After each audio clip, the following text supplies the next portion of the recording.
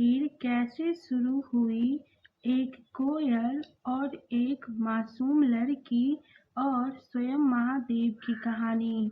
और महादेव स्वयं क्यों आए थे इन दोनों से मिलने। तो चलिए महादेव का नाम लेकर यह कहानी शुरू करते हैं। एक छोटे से गांव के पास बहुत सुंदर जंगल था। वहां एक छोटी लड़की रहती थी। उसका नाम गौरी था।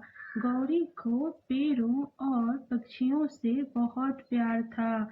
वह रोज जंगल में जाकर उस जंगल के सबसे बड़े पेड़ बरगद पर एक कोयल रहती थी। उसकी मीठी आवाज पूरे जंगल को खुश कर देती थी। धीरे धीरे गौरी और कोयल दोस्त बन गए।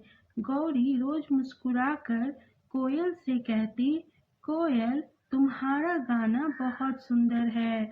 और कोयल खुशी से गाने लगती थी।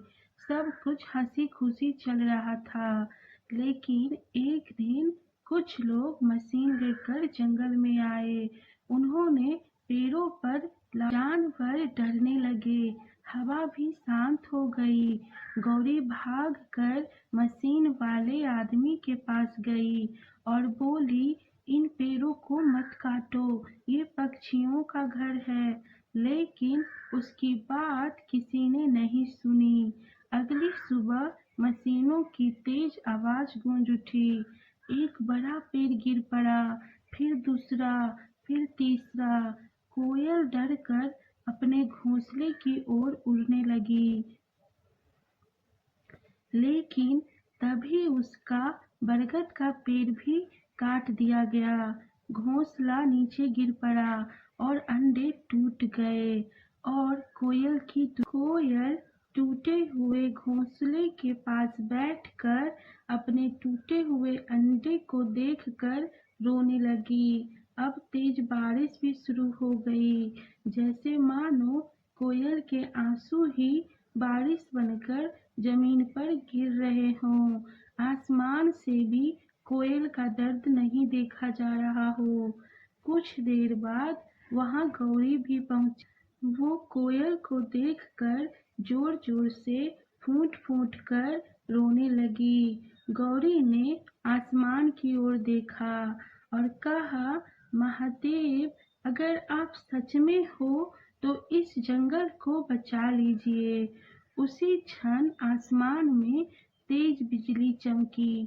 पूरा जंगल रोशनी से भर गया। हवा अचानक शांत हो गई। ऐसा लग रहा था इन दोनों की पुकार महादेव ने सुन ली हो।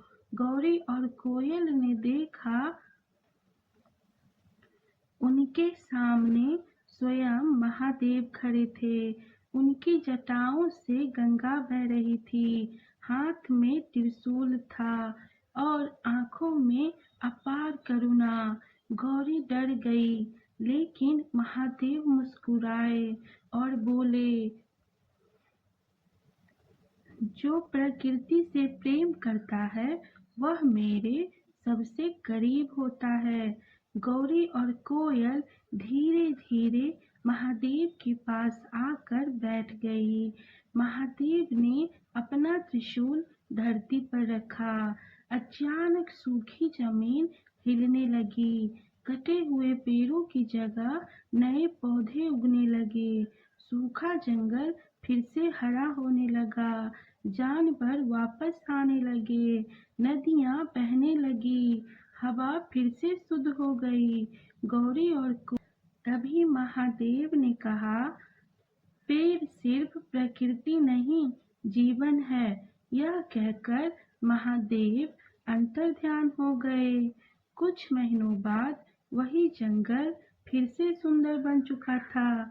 नए बरगद के पेड़ पर कोयल ने फिर अपना घर बना लिया।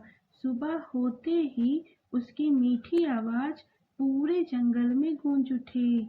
गौरी मुस्कुराते हुए पेड़ों को पानी दे रही थी और दूर कैलाश पर्वत पर बैठ महादेव दोनों को देखकर, दोस्तों, ये कहानी हमें सिखाती है कि प्रकृति से प्रेम करना ही महादेव की सच्ची पूजा है, क्योंकि जहाँ प्रकृति सुरक्षित होती है वहीं भगवान का वास होता है। महादेव अपने सच्चे भक्तों की पुकार कभी नहीं ठुकराते। बस एक बार आप सच्चे मन से महादेव को पुकार।